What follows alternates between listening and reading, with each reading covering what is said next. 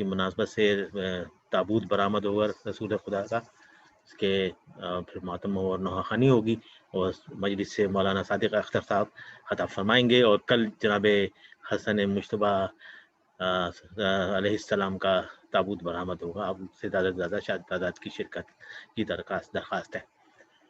بر محمد و آل محمد صلوات، اللہم صلی علی محمد و آل محمد۔ ایک ربائی پیش خدمت ہے۔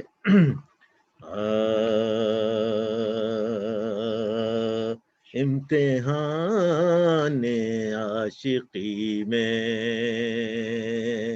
امتحان عاشقی میں، فیض کیف پاتے ہیں حسین،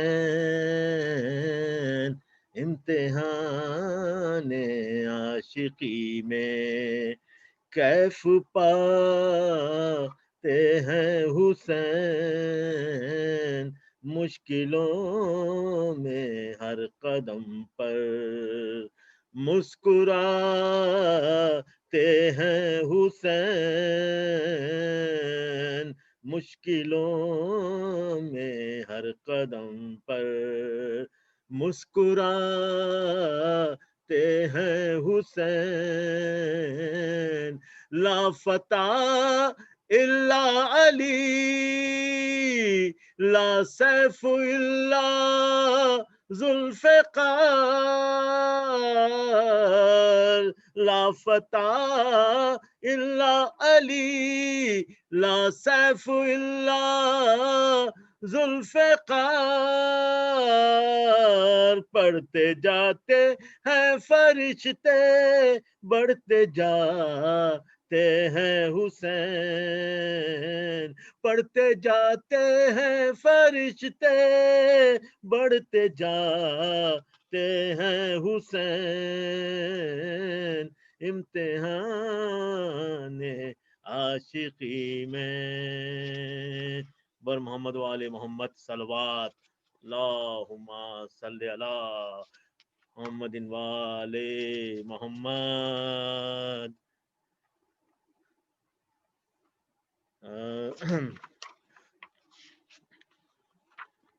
ایک سلام پیش خدمت ہے۔ علامہ رشید ترابی علیہ مقام کا لکھا ہوا۔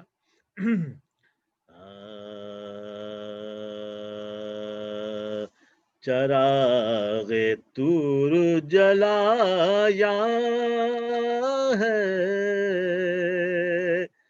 روشنی یوں ہے، چراغ طور جلایا ہے، روشنی یوں ہے، علی نے جلوہ دکھایا ہے، روشنی یوں ہے، چراغ طور جلایا ہے، روشنی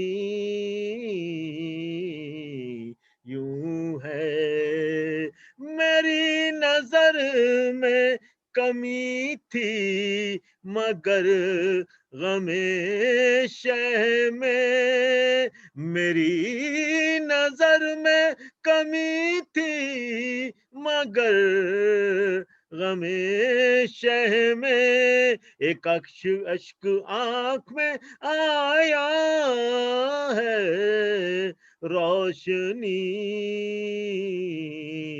یوں ہے، چراغ طور جلایا ہے، روشنی یوں ہے، تہہ زمین بھی اجالا ہے شہ کے ماتم کا، تہہ زمین بھی اجالا ہے شہ کے ماتم کا، یہ داغ دل نے کمایا روشنی یوں ہے یہ داغ دل نے کمایا ہے، روشنی یوں ہے چراغ طور جلایا ہے، روشنی یوں ہے جبھی پہ نام علی لکھ دیا تھا بچپن میں، جبھی پہ نام علی لکھ دیا تھا بچپن میں، وہ نقش ابو بھرایا ہے، روشنی یوں ہے چراغ طور جلایا ہے، روشنی یوں ہے چراغ طور جلایا ہے، روشنی یوں ہے اندھیرا اندھیرا نزع میں رخصت ہوا زباں پہ میری، اندھیرا نزع میں رخصت ہوا زباں پہ میری، کسی کا نام جو آیا ہے، روشنی یوں ہے چراغ طور جلایا ہے، روشنی یوں ہے میری حیات شب غم سہی مودت ہے، میری حیات شب غم سہی مودت ہے، وہ نور فکر میں وہ نور فکر پہ چھایا ہے، روشنی یوں ہے چراغ طور جلایا ہے، روشنی یوں ہے چراغ طور جلایا ہے، روشنی یوں ہے وفا کے نور سے روشن ہوئی شب عاشور، چراغ شہ نے بجھایا ہے، روشنی یوں ہے چراغ شہ نے بجھایا ہے، روشنی یوں ہے چراغ طور جلایا ہے، روشنی یوں ہے سکینہ بی بی نے پہچانا سب کو زندہ میں، سر حسین جو آیا ہے، روشنی یوں ہے چراغ طور جلایا ہے، روشنی یوں ہے چراغ شام غریباں میں کس طرح جلتے، چراغ شام غریباں میں کس طرح جلتے، کسی کے گھر کو جلایا ہے، روشنی یوں ہے چراغ طور جلایا ہے، روشنی یوں ہے رشید اب کے نب نہ ڈرا گی کوئی تاریکی، رشید اب نہ ڈرا گی کوئی تاریکی، علی نے پاس بلایا ہے، روشنی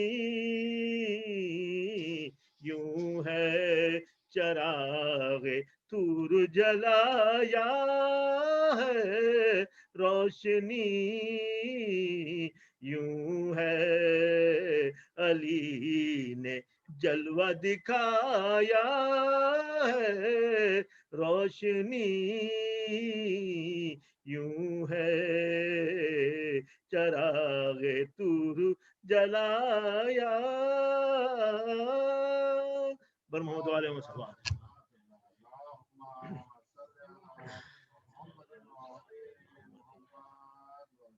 ایک سورہ فاتحہ. علامہ رشید ترابی کا یہ کلام تھا ان کی روح کو، اور ان کے داماد کا آج انتقال ہوا ہے، جمال عباس زیدی صاحب کا انتقال ہوا ہے، ان کے داماد تھے علامہ رشید ترابی کے. ان کے لیے بھی فاتحہ پڑھ دیجیے، اور بھٹو بھابھی، ہاشم بھائی اور کامران طاہر بھائی کے جو بھی مرحومین ہیں ان سب کے لیے فاتحہ پڑھیے. تمام مومنین و مومنات جو پروگرام دیکھ رہے ہیں یا حاضر ہیں یہاں پر، ان سب کے مرحومین کے لیے فاتحہ پڑھ دیں. بسم اللہ.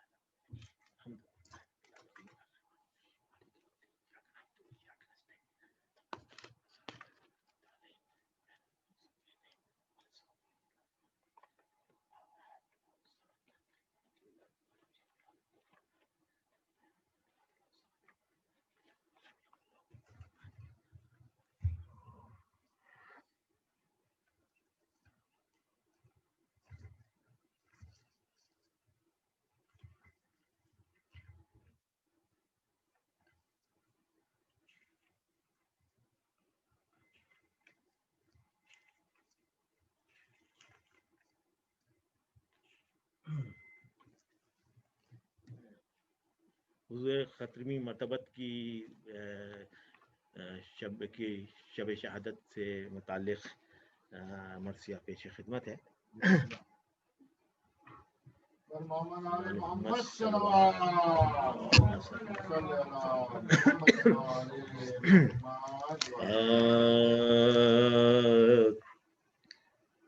بیمار جب کہ احمد مختار ہو گئے، بیمار جب کہ احمد مختار ہو گئے، دشمن زیادہ در پے آزار ہو گئے، زہر ستم سے موت کے آثار ہو گئے، صدمے اٹھا کے جینے سے بیزار ہو گئے، صدمے اٹھا کے جینے سے بیزار ہو گئے، غل تھا جہاں سے نائب داور کا کوچ ہے،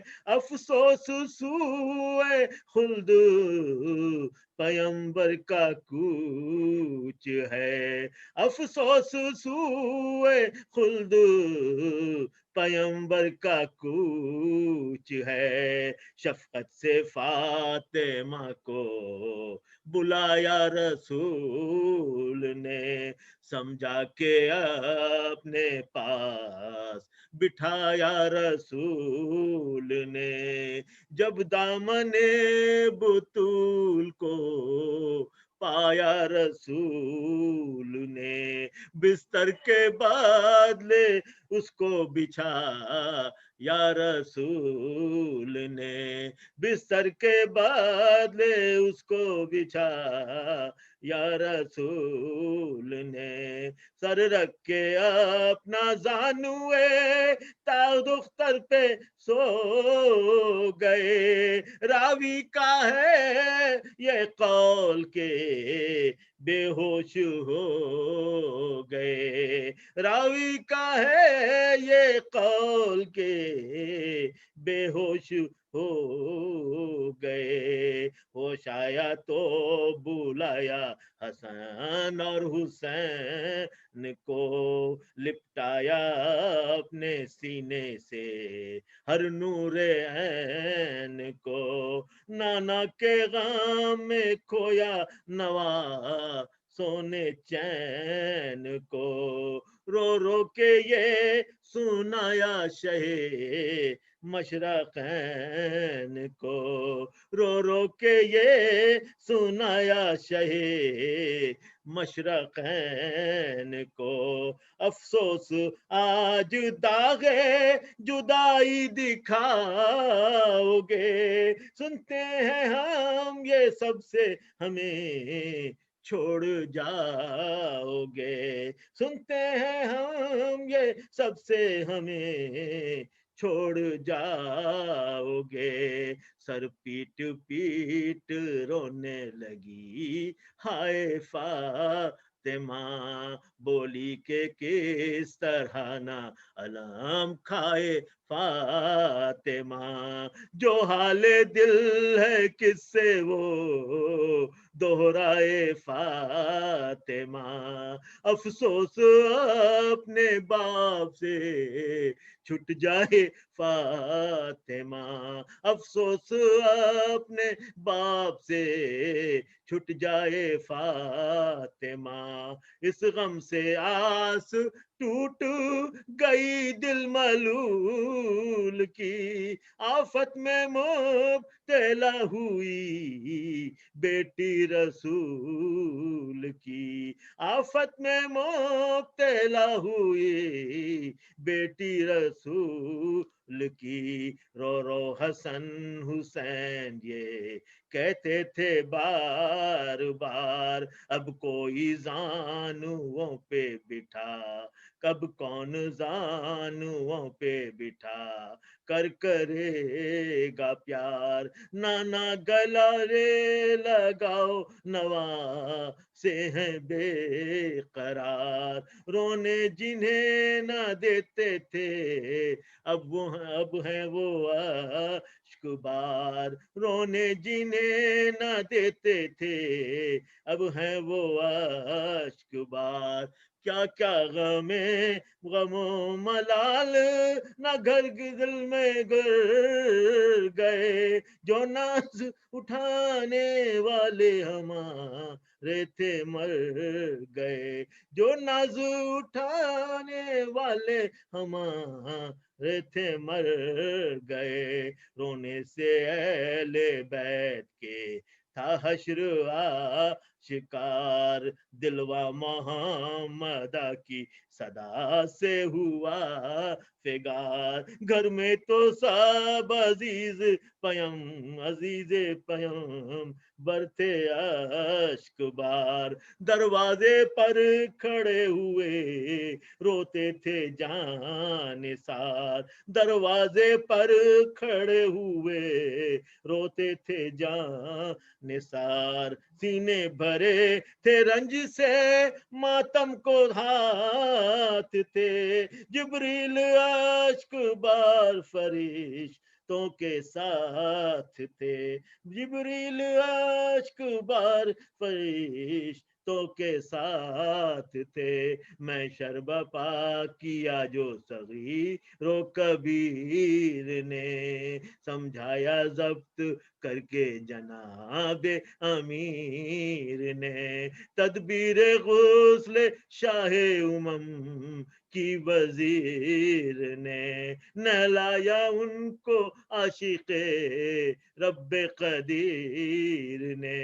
نہلایا ان کو عاشق رب قدیر نے، گو حال غم سے غیر تھا زوج بطول کا، کفنا کے خود جنازہ اٹھا یا رسول کا، کفنا کے خود جنازہ اٹھا یا رسول کا، بیمار جب کہ احمد مختار ہو گئے۔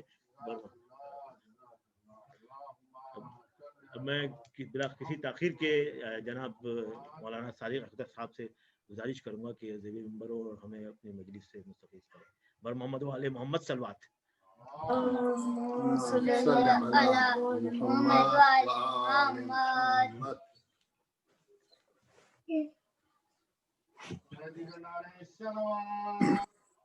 اللهم صل على محمد وآل محمد. رحم الله من قرأ الفاتحة. بسم الله الرحمن الرحيم. الحمد لله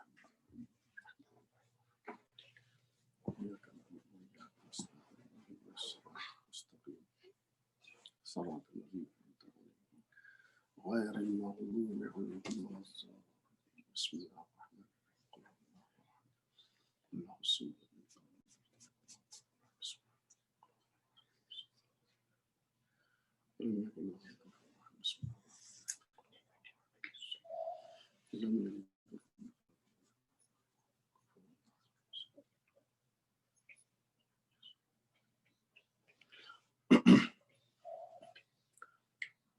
حسبنا الله نعم الوكيل نعم المولى ونعم النصير.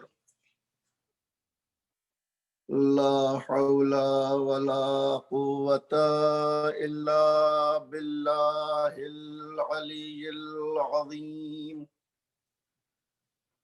أعوذ بالله من الشيطان اللعين الرجيم.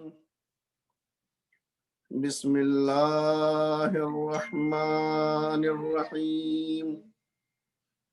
الحمد لله والحمد حقه كما يستحقه حمدا كثيرا.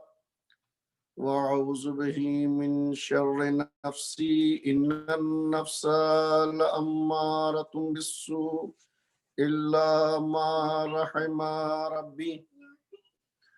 وأعوذ به من شر الشيطان الذي يزيدني ذنبا إلى ذنبي.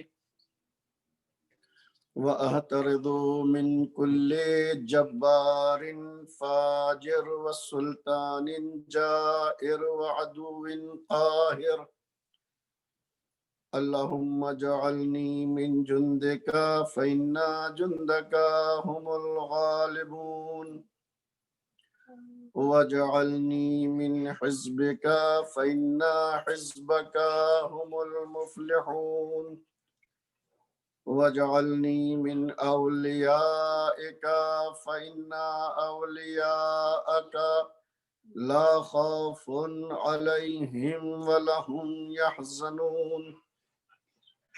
ثم الصلاة والسلام على النبي الرحمة والشفيع الأمة صاحب الوقار والسكينة المدفون بأرض المدينة الرسول المسدد والمصطفى الأمجد مولانا أبي القاسم مصطفى محمد.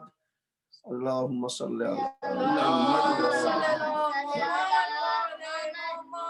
وعلى آل بيته الطيبين الطاهرين المعصومين المظلومين المنتجبين المنتخبين. ولعنة الدائمة الباقية على أعدائهم وغاصبي حقوقهم ومنكري فضائلهم ومصائبهم أجمعين من الآن إلى قيام يوم الدين. أما بعد فقد قال الله الحكيم في القرآن الكريم وهو أصدق القائلين وقوله الحق. بسم الله الرحمن الرحيم. قل إن كنتم تحبون الله فاتبعوني يحببكم الله ويغفر لكم ذنوبكم واللہ غفور رحیم. صلوات پڑھی محمد و آل محمد. اللہم صل علی محمد. عزیزان ایمان، قرآن کریم کی جس آیت کی تلاوت کا شرف حاصل کیا ہے اس میں مالک کائنات اپنے حبیب کو مخاطب کرتے ہوئے ارشاد فرما رہا ہے کہ قل کہہ دیجئے ان کنتم تحبون اللہ، اگر تم اللہ سے محبت کرتے ہو، اگر تم اللہ سے چاہت کا دعویٰ کرتے ہو، اگر تم اللہ سے پیار کرتے ہو، فاتبعونی، تو تم میری اتباع کرو۔ اتباع پیغمبر کے دو اثرات ہیں۔ یحببکم اللہ، اگر تم میرے پیغمبر کی اتباع کرو گے تو اس کا پہلا اثر یہ ہے یحببکم اللہ، اللہ بھی تم سے محبت کرے گا۔ وَيَغْفِرْ لَكُمْ ذُنُوبَكُمْ، اور اتباع پیغمبر کا دوسرا اثر یہ ہے کہ جب اللہ تم سے محبت کرے گا وَيَغْفِرْ لَكُمْ ذُنُوبَكُمْ، تو اللہ تمہارے گناہوں کو معاف کر دے گا۔ وَاللَّهُ غَفُورٌ الرحیم، اور اللہ غفور بھی ہے اور رحیم بھی ہے۔ اذان ایمان، ہمارا موضوع گفتگو جو ہے وہ اتباع رسول اور محبت اہل بیت ہے۔ آج اپنے اس موضوع کے دوسرے مرحلے میں اپنی بات کو یہاں سے شروع کر رہا ہوں کہ دیکھیے،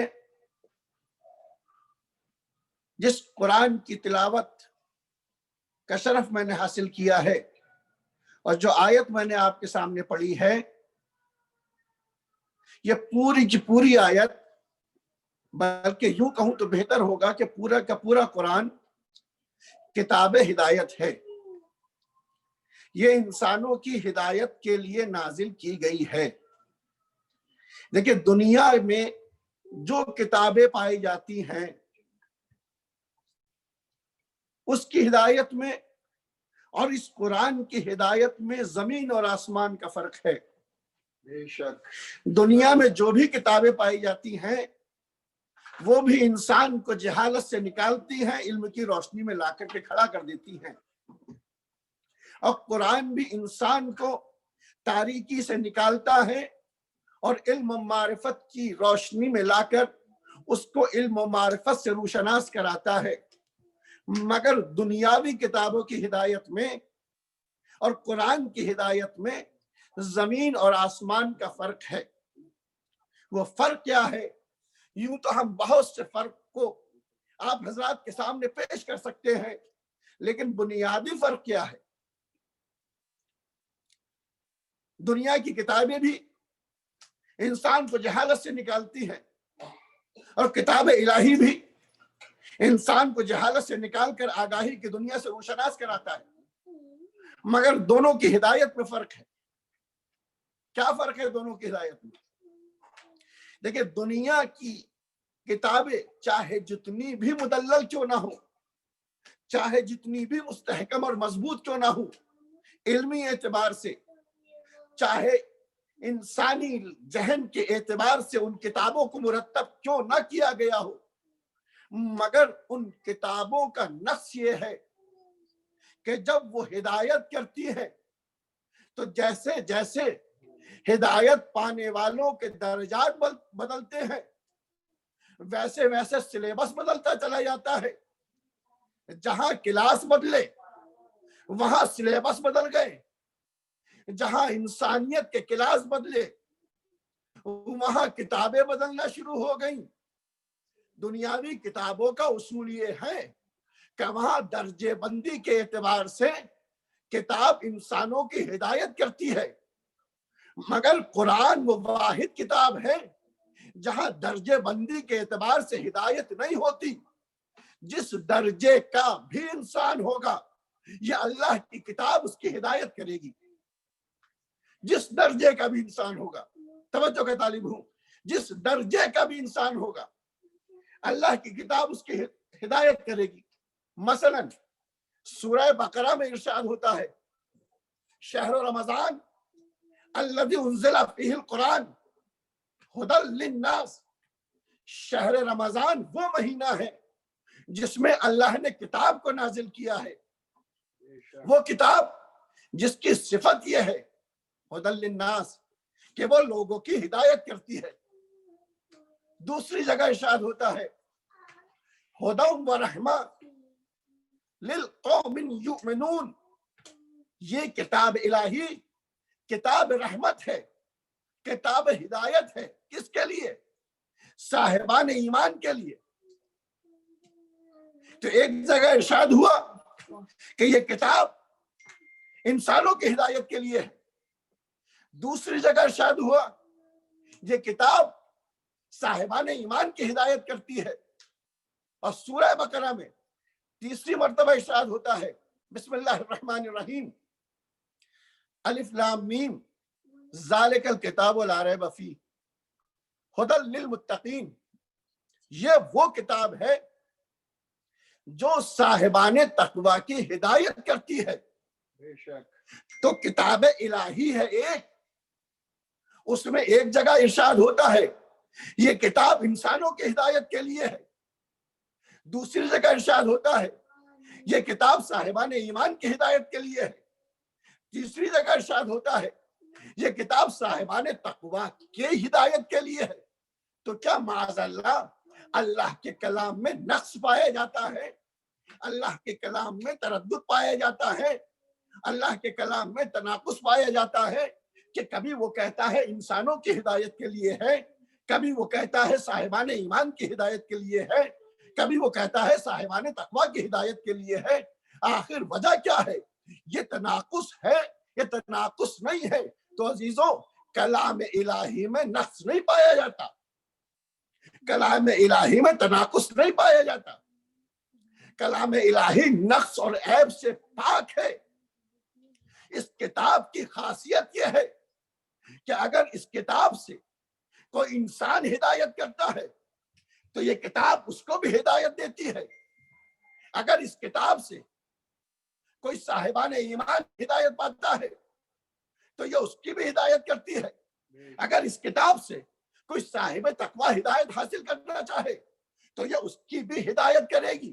یہی وجہ ہے ہم نے اس کتاب سے ہدایت کرنے والوں کا جب مطالعہ کیا ہے تو ہم کو پتا چلا ہے کہ یہ وہ کتاب ہے، یہ وہ جامع کتاب ہے کہ اگر اس کتاب سے ہدایت کرنے کے لیے کوئی حیوان صفت آیا ہے تو اس کتاب نے اس کو انسان بنایا ہے۔ توجہ کے طالب ہوں، کوئی حیوان صفت آیا ہے تو اس کتاب نے اس کو انسان بنایا ہے۔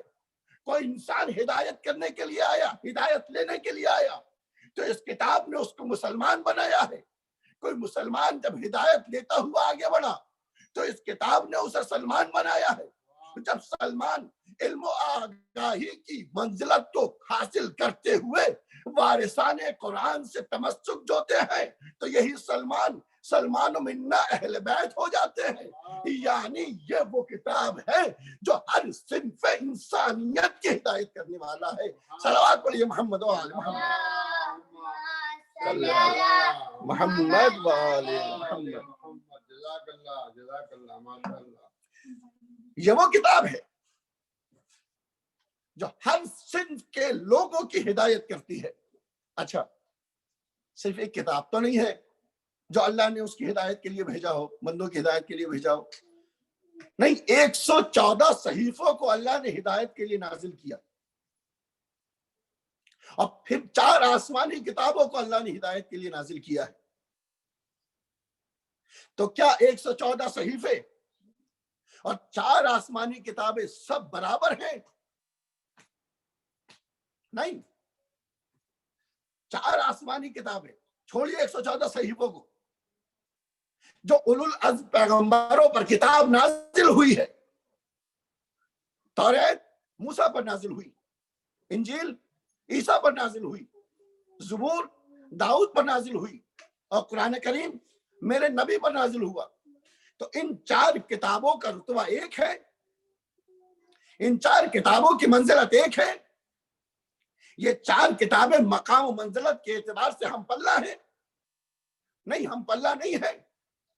چاروں آسمانی کتابیں ہیں، چاروں کلام الہی ہیں، चारों उलुल अज़्म पैगंबरों पर नाजिल हुई है, मगर इसके बावजूद भी ये चारों की चारों किताबें एक जैसी नहीं है।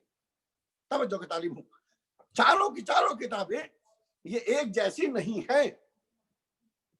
तौरात मूसा पर नाजिल हुई है, मूसा पर तौरात नाजिल तो जरूर हुई है, मगर मूसा का मोजज़ा तौरात नहीं है।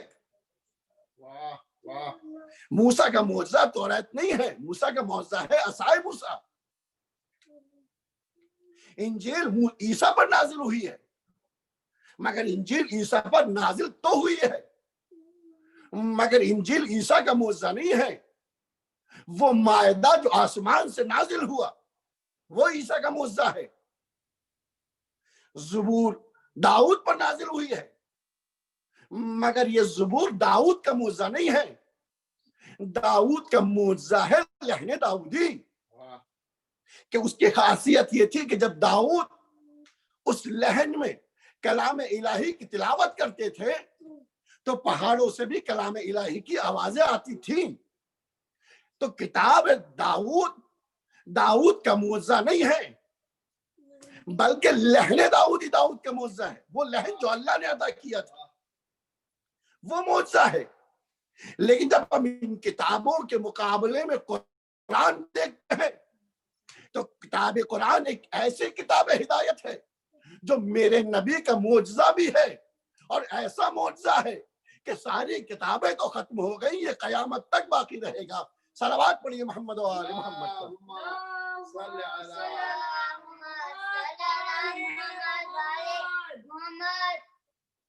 एक सलावत और पढ़िए मोहम्मद व आले मोहम्मद पर।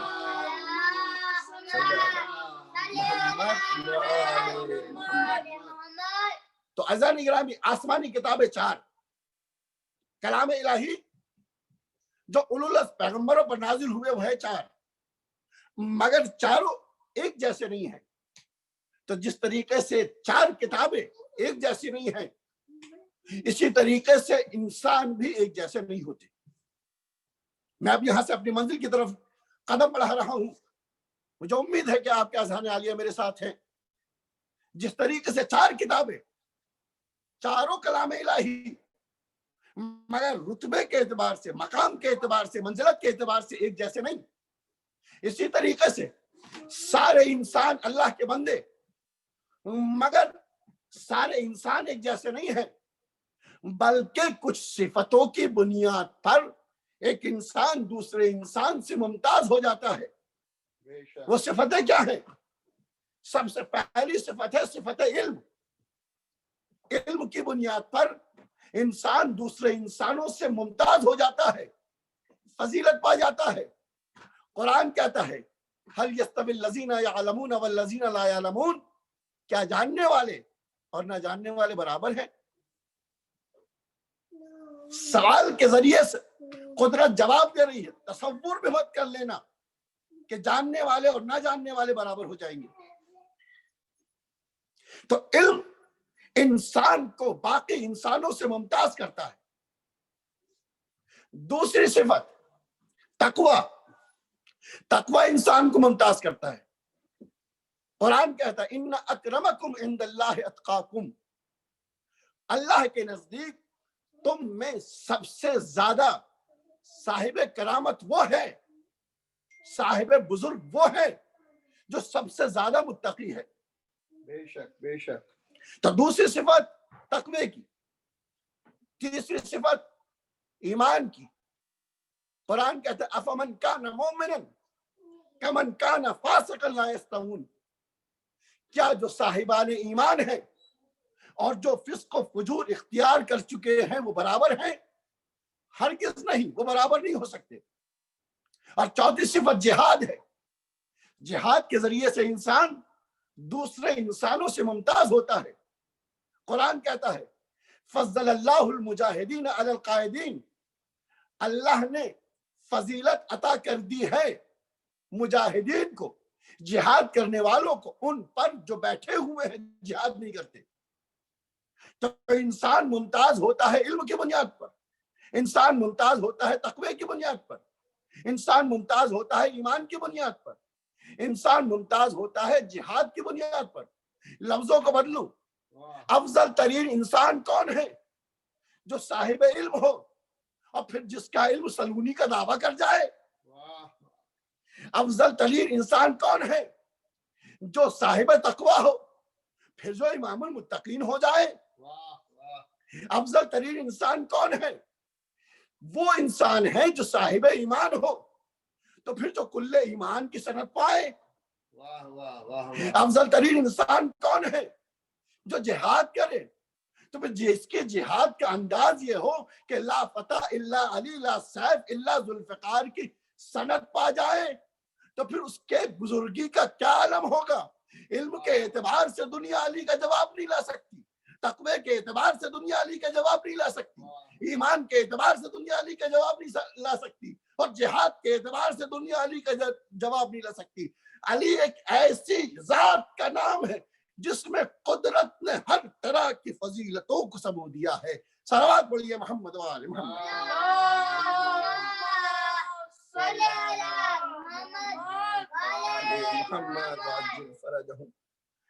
تو جس طریقے سے آسمانی کتابیں ایک جیسی نہیں ہیں، انسان ایک جیسے نہیں ہیں، اس طریقے سے نبی بھی ایک جیسے نہیں ہیں.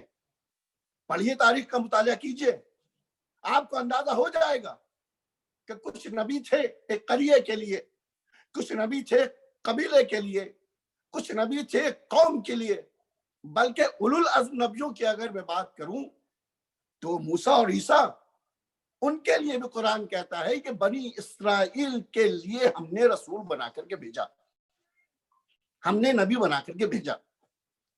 تو نبی بھی ایک جیسے نہیں، ساری کتابیں ایک جیسی نہیں، سارے انسان ایک جیسے نہیں.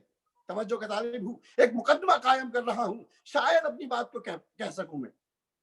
ساری کتابیں ایک جیسی نہیں، سارے انسان ایک جیسے نہیں، سارے نبی ایک جیسے نہیں، سارے رسول ایک جیسے نہیں.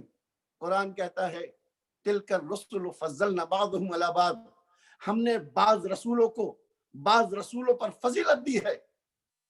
آدم صفی اللہ ہے، نوح نجی اللہ ہے، ابراہیم خلیل اللہ ہے، موسیٰ کلیم اللہ ہے، عیسیٰ روح اللہ ہے، اور میرے رسول حبیب اللہ ہے. تو جتنے بھی رسول آئے ہیں وہ بھی فضیلت کے اعتبار سے، منزلت کے اعتبار سے، درجات کے اعتبار سے وہ ایک جیسے نہیں ہیں.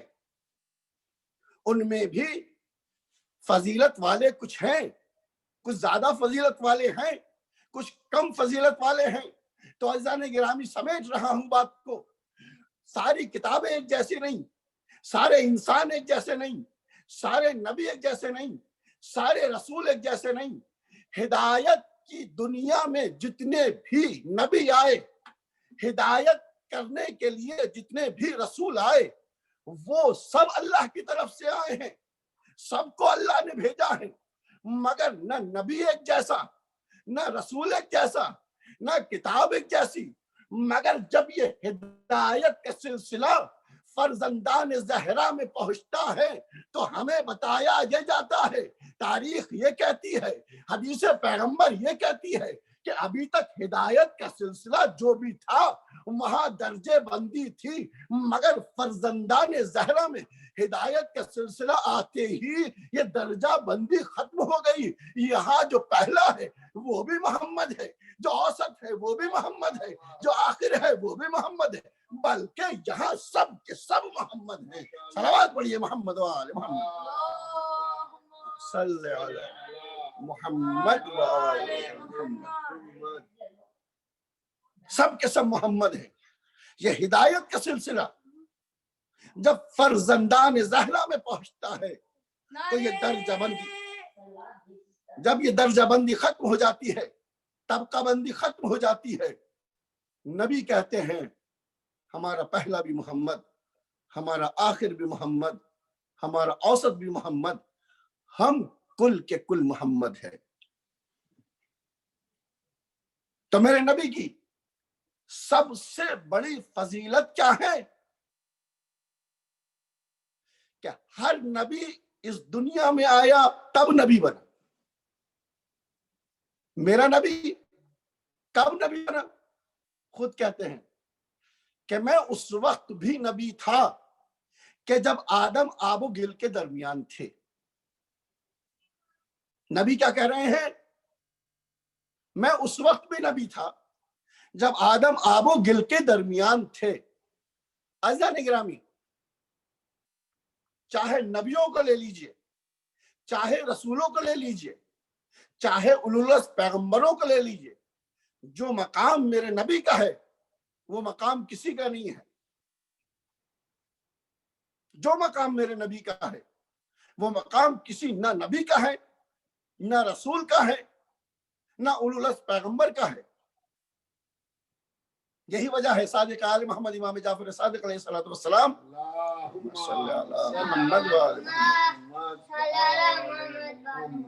ارشاد فرماتے ہیں کہ پیغمبر اسلام کی خدمت میں ایک یہودی آیا اور وہ پیغمبر اسلام کو غور سے دیکھنے لگا.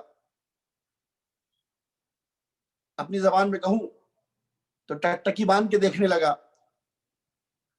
تو پیغمبر نے اس سے کہا کیا تجھے کوئی حاجت ہے، کچھ سوال ہے؟ اگر کوئی حاجت ہے تو مجھ سے سوال کر، میں تیری حاجت کو پورا کروں گا.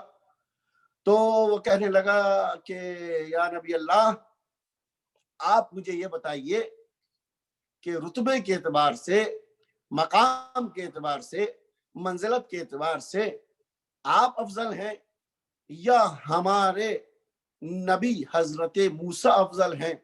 وہ موسیٰ جن سے اللہ نے باتیں کی، وہ موسیٰ جو کلیم اللہ ہیں، وہ موسیٰ جن پر توریت نازل ہوئی ہے، وہ موسیٰ جن کا معجزہ عصا ہے، وہ موسیٰ جن کے لیے اللہ نے دریا میں راستے بنائے ہیں، وہ موسیٰ جن کے اوپر اللہ نے بادلوں کا سایہ کیا ہے، وہ افضل ہیں یا آپ افضل ہیں؟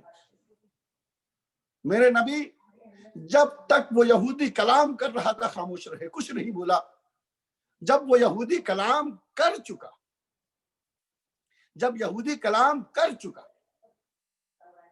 توجہ کا طالب ہوں، جب یہودی کلام کر چکا، اب میرے نبی بولے. اور میرے نبی نے کہا دیکھو بھائی، ایسا ہے کہ یہ مناسب نہیں ہوتا، یہ شرافت کی دنیا کی باتیں نہیں ہیں کہ انسان اپنے منہ سے اپنی تعریف کرے، مگر تم جب پوچھ ہی رہے ہو تو سن لو. اگر پوچھ رہے ہو تو سنو. جب آدم سے ترک اولا ہوا اور آدم کو نکال دیا گیا اور آدم اس دنیا میں آئے اور آدم فراق حوا میں رونا شروع کیا، اور پھر آدم جب توبہ کر رہے تھے تو ان کی توبہ قبول نہیں ہو رہی تھی، تو آخر میں آدم نے ہمارا واسطہ دیا، محمد و آل محمد کا واسطہ دیا، پھر توبہ کی تو ان کی توبہ قبول ہوئی. بے شک.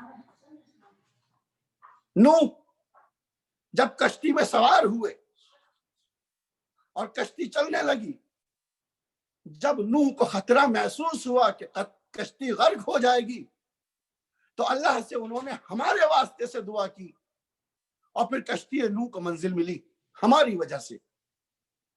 ابراہیم جب آگ میں ڈالے جا رہے تھے اور جبرائیل جیسا فرشتہ آ کے کہہ رہا تھا کہ یا نبی اللہ، یا خلیل خدا، آپ کو مدد درکار ہے تو میں مدد کے لیے آمادہ ہوں. کہا مدد تو چاہیے مگر تم سے نہیں، اس خدا سے جس کو میری حالت سے آگاہی ہے. تو انہوں نے بھی اس وقت ہمارا واسطہ دیا، محمد و آل محمد کا واسطہ دیا، تب جا کے آگ سے نجات ملی. آگ گلزار بن گئی. عزیزو رکتا ہوں یہاں پر، صرف گلزار نہیں بنی بلکہ قرآن کہتا ہے بردم و سلاما کا تاج پہنایا. سمجھ میں نہیں آتا بھائی، ابراہیم کو جب آگ میں ڈالا جا رہا تھا تو آگ گلزار ہو جاتی کافی تھا. اللہ کہہ سکتا تھا کہ اے آگ تو گلزار ہو جا. یہ کیا وجہ ہے کہ اللہ یہ کہہ رہا ہے بردم و سلاما، آگ ٹھنڈی ہو جا اور سلامتی کے ساتھ ٹھنڈی ہو جا. توجہ کا طالب ہوں. یہ کہہ سکتا تھا اے آگ میرے خلیل کے لیے تو ٹھنڈی ہو جا मगर सलामती की कैद क्यों लगाई है? हिकमत परवरदिगार है, इसको खुदा ही जान सकता है। मगर जो जहन में बात आती है वो ये आती है, इंसान की तबीयतें अल्लाह ने कुछ इस तरीके से बनाई है कि उसके ऊपर मौसम असरअंदाज होते रहते हैं। वो गर्मी बर्दाश्त करता है, लेकिन जब हद से ज्यादा गर्मी हो जाए तो ठंडक को याद करता है। वो ठंडक बर्दाश्त करता है, लेकिन जब ज्यादा हद से ज्यादा ठंडक बढ़ जाए तो फिर वो गर्मी को याद करता है।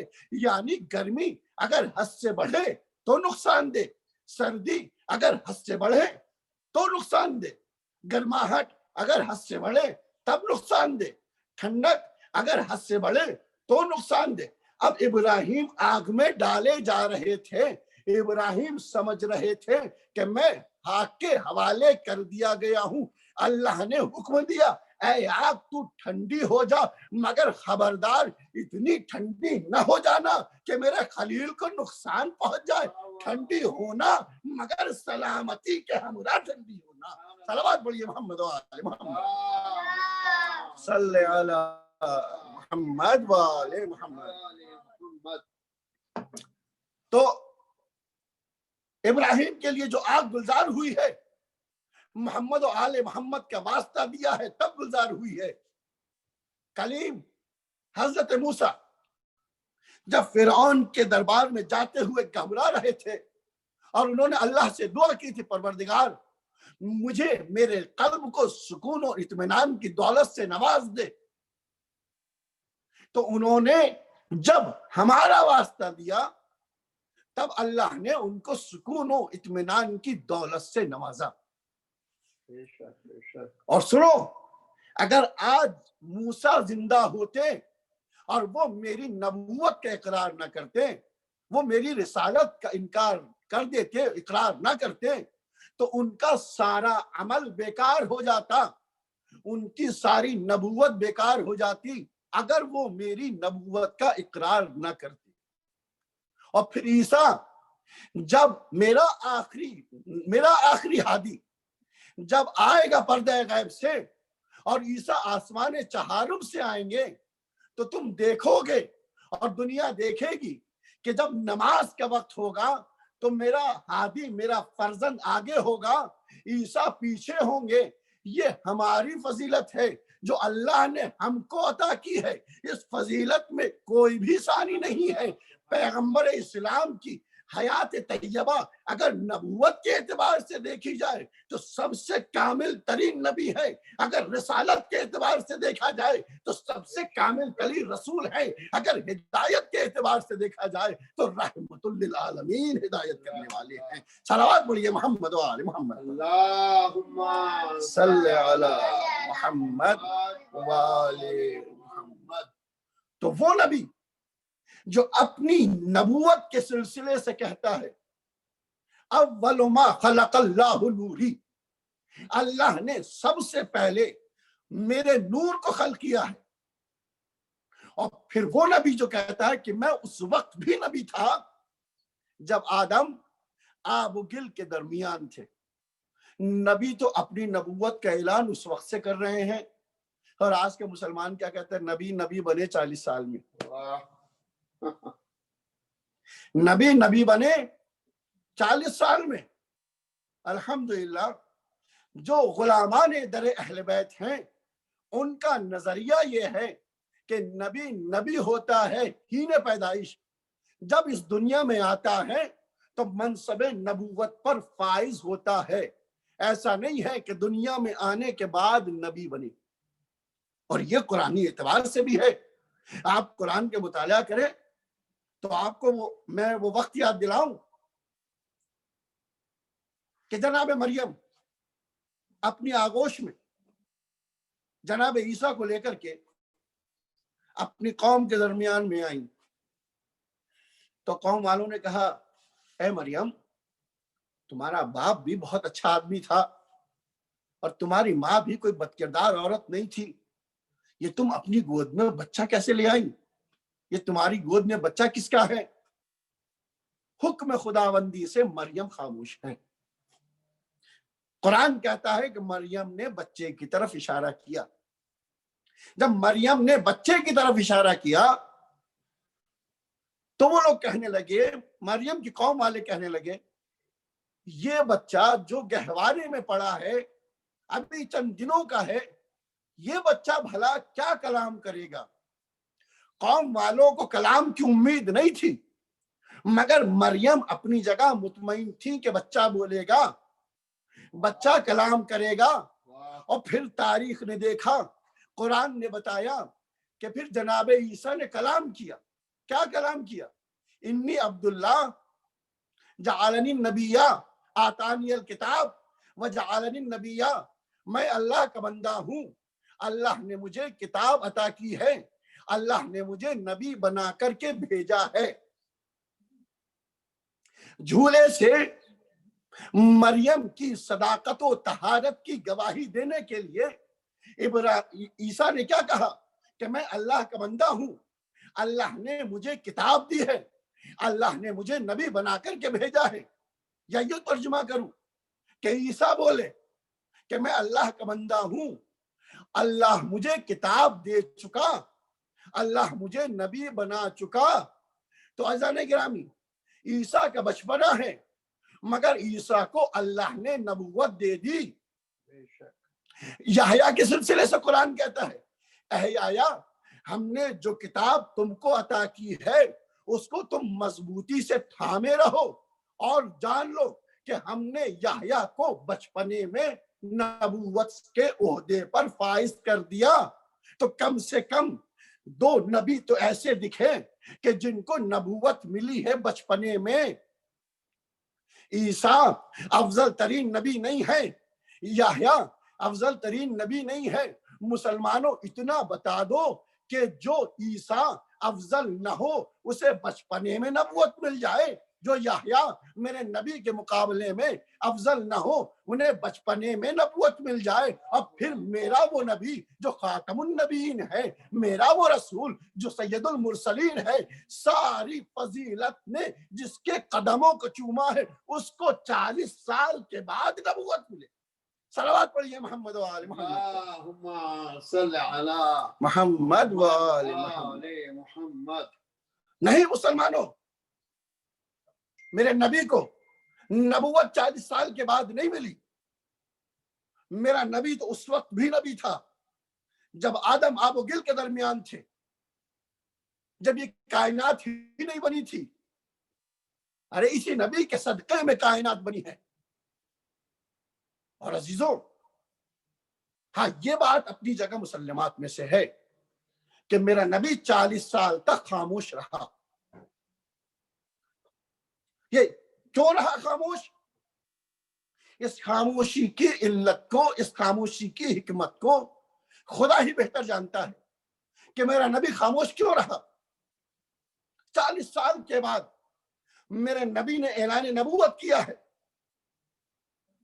اس کی علت کو، اس کی حکمت کو اللہ ہی بہتر جانتا ہے، مگر ایک بات ہمارے ذہن میں جو آتی ہے وہ یہ ہے کہ دیکھیے،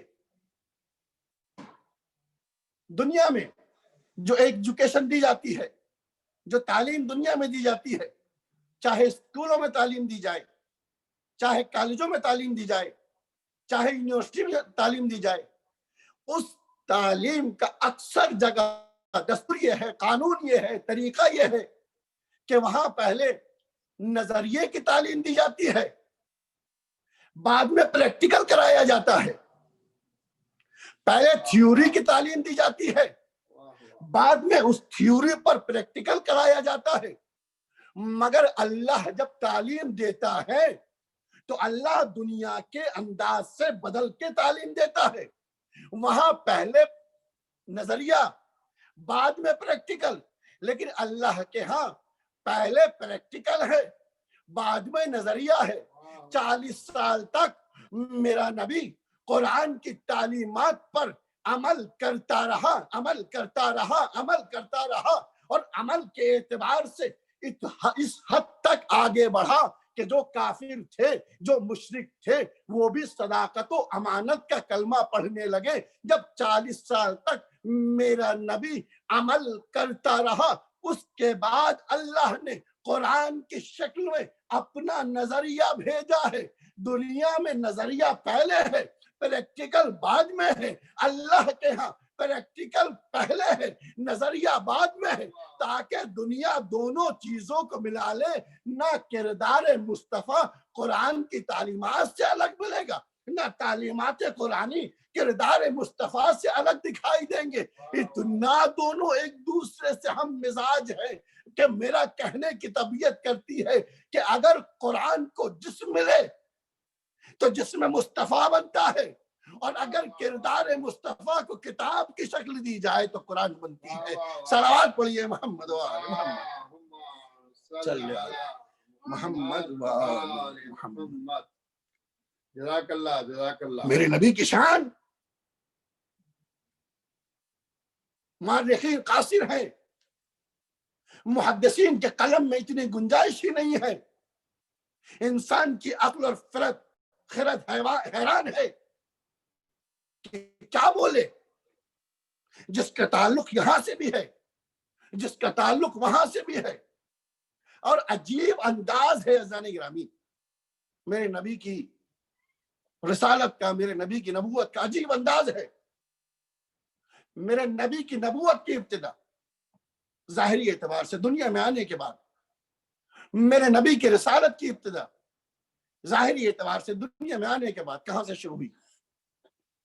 وانذر عشیرتک الاقربین.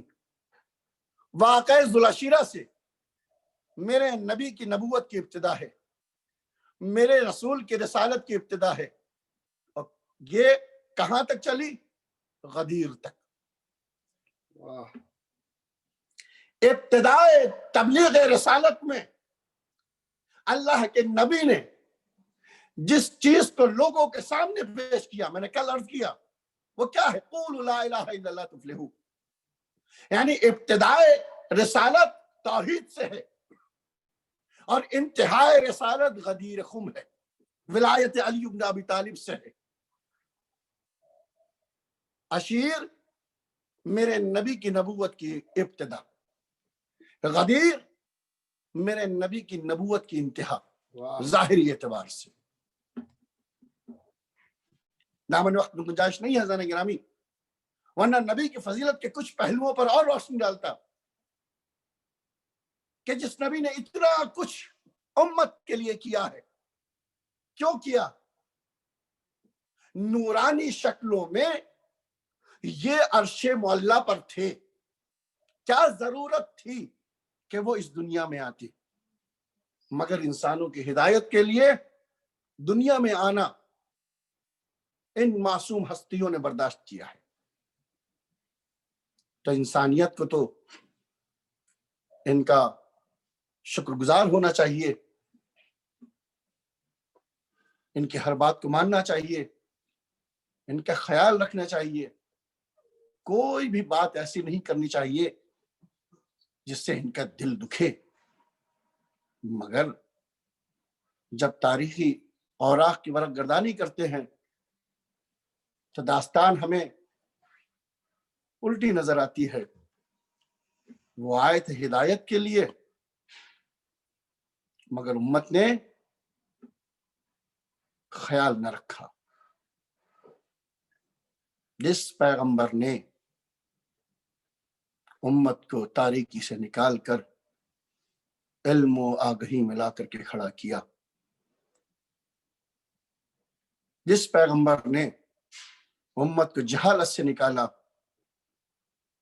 نور کی دنیا سے روشناس کرایا، جس پیغمبر نے انسانوں کو جینا سکھایا، جس پیغمبر نے انسانوں کو حیات دی، وہی انسان اس کی اولاد کے پیچھے پڑ گئے.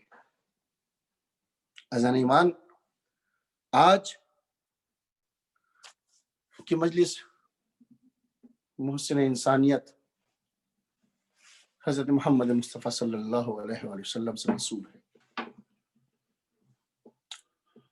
بڑی زحمتیں اٹھائی ہیں تبلیغ رسالت میں،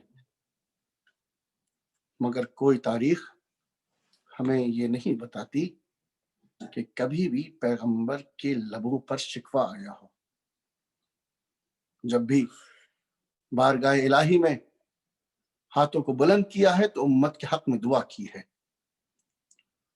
ایک بات سمجھ میں نہیں آتی، غدیر 18 ذی الحجہ کو ہوئی، اس دن میرے پیغمبر کے جسم میں اتنی طاقت تھی کہ انہوں نے مولائے کائنات کو اپنے ہاتھوں پر بلند کیا۔ تقریباً 63 سال کے ہیں، پورے ہو رہے ہیں، مگر اتنی طاقت تھی کہ علی جیسے شخصیت کو پیغمبر نے اپنے ہاتھوں پر بلند کر کے ان کی ولایت کا اعلان کرایا، ان کی مولائیت کا اعلان کیا۔ وہ جب پلٹے تو اس 2 مہینے کے عرصے میں پیغمبر کی وہ کیفیت ہو گئی کہ اب پیغمبر سے مسجد میں نہیں جایا جاتا، اتنا کمزور ہو گیا میرا پیغمبر۔ وجہ کیا ہے؟ ریزن کیا ہے؟ تاریخ والوں نے تو لکھ دیا کہ نہیں، وہ زہر جو خیبر میں دیا گیا تھا اس زہر نے اثر کرنا شروع کیا، لیکن تاریخ میں یہ بھی ملتا ہے کہ میرا نبی کہہ رہا ہے کہ مجھے یہ دوائی نہ پلاؤ، یہ میرے لیے مناسب نہیں ہے، اور امت بضد ہے اس بات پر کہ نہیں، آپ کو یہ دوائی پینا ہے، آپ یہ دوائی پیجیے۔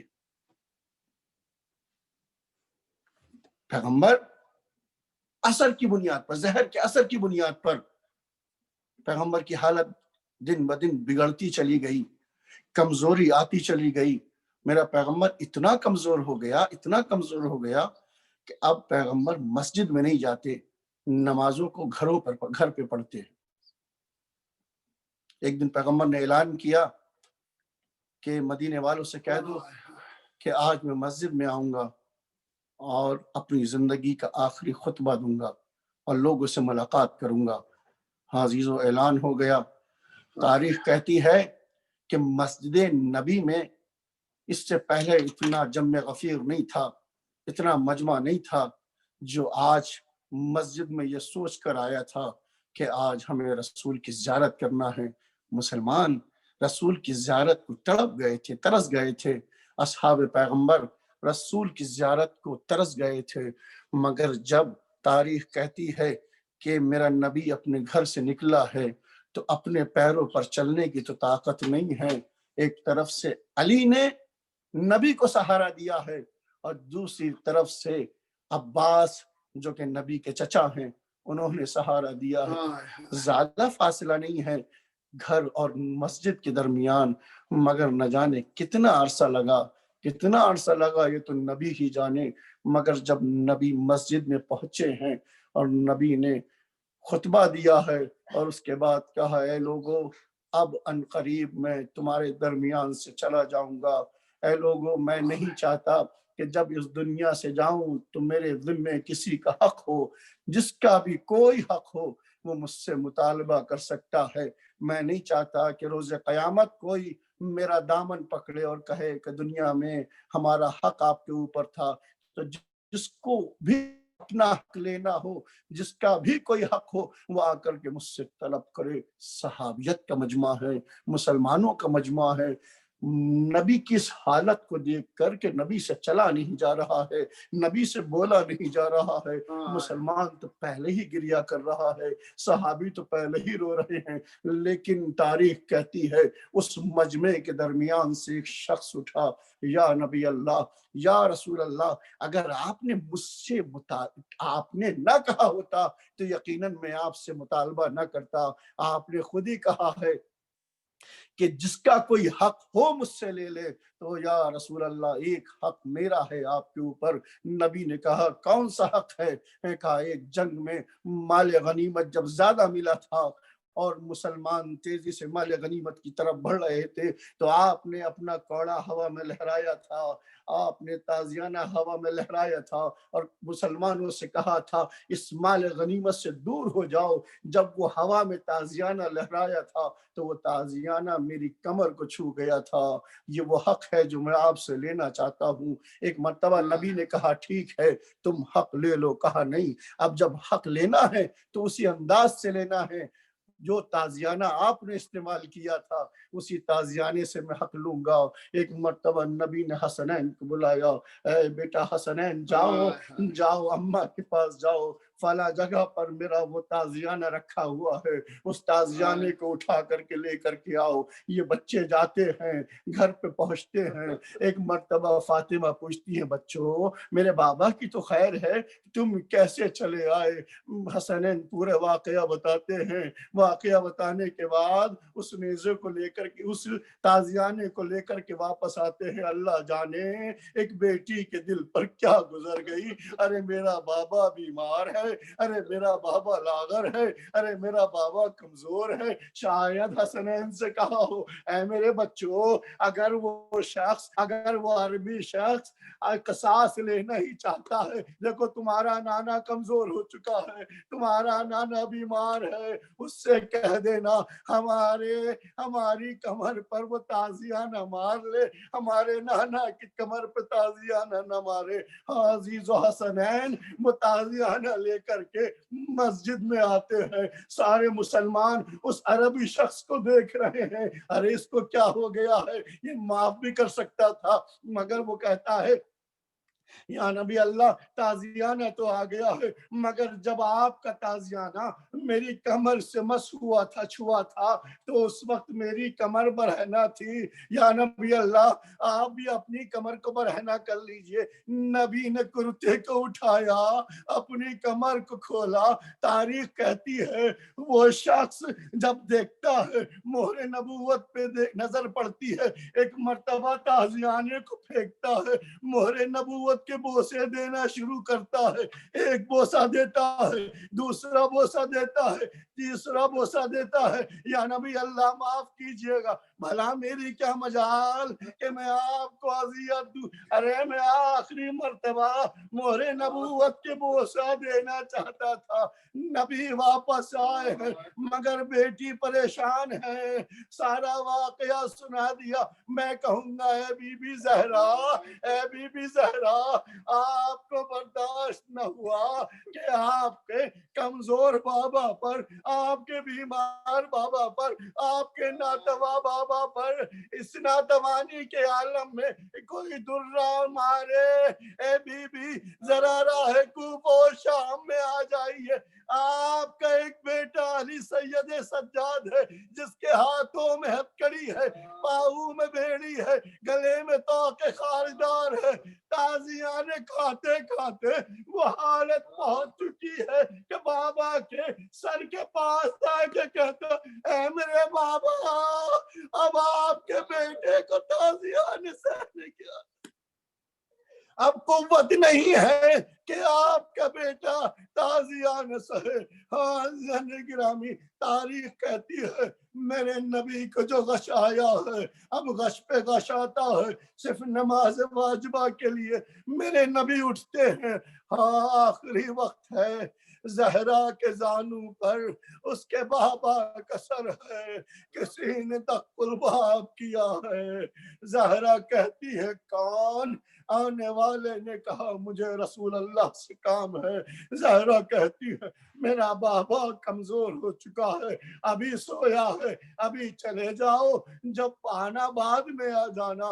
وہ خاموش ہو جاتا ہے، کچھ دیر کے بعد پھر دق الباب کرتا ہے، دوسری مرتبہ پھر زہرا پوچھتی ہے کون؟ کہنے والا کہتا ہے میں رسول اللہ سے کام ہے، میں رسول اللہ سے ملاقات کرنا چاہتا ہوں۔ پھر زہرا کہتی ہے ابھی چلے جاؤ، میرے بابا آرام کر رہے ہیں۔ مگر بعض تاریخیں کہتی ہے تیسری مرتبہ اس شخص نے تھوڑا تیز دروازہ بڑبڑایا، دروازے کی تیزی کو جیسے ہی زہرا نے سنا، ایک مرتبہ तेज आवाज में ज़हरा ने कहा, अरे कौन है?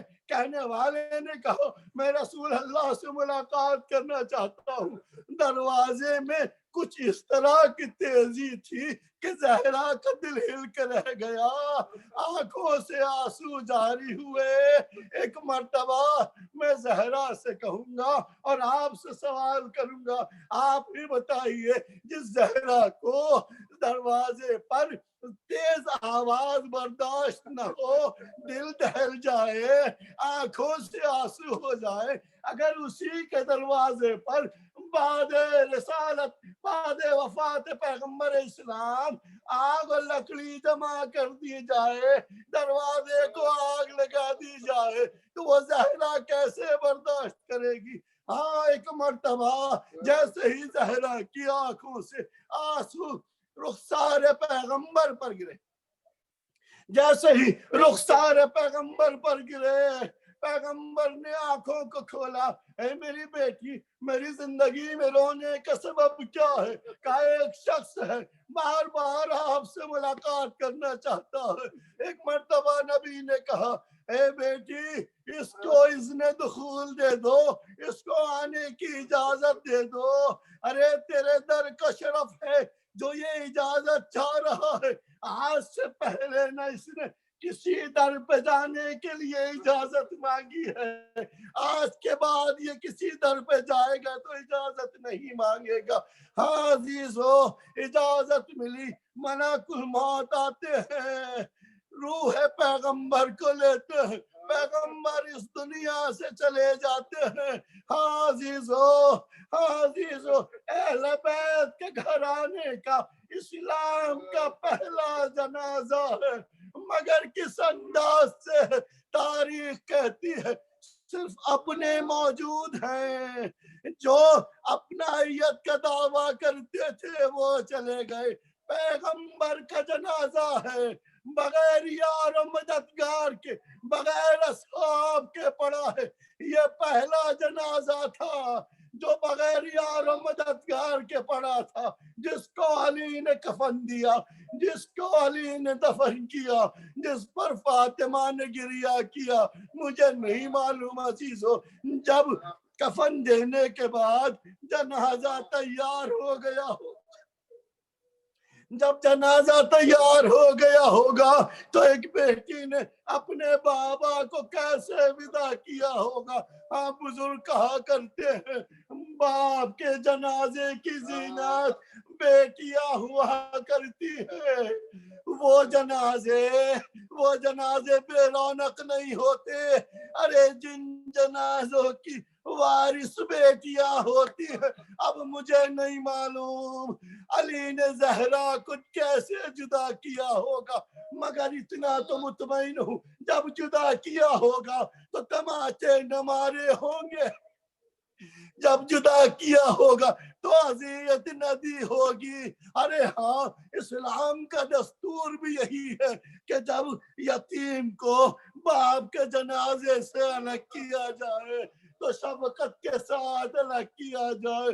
हाँ, लेकिन करबला का मैदान ऐसा है, वहाँ एक यतीमा है, जब उसको बाबा के मरने की खबर मिली, सकीना समझी कोई शानी औरत आएगी, अभी सर पे दस्ते शफकत भरेगी, अभी दिलासा देगी, अभी सहारा देगी।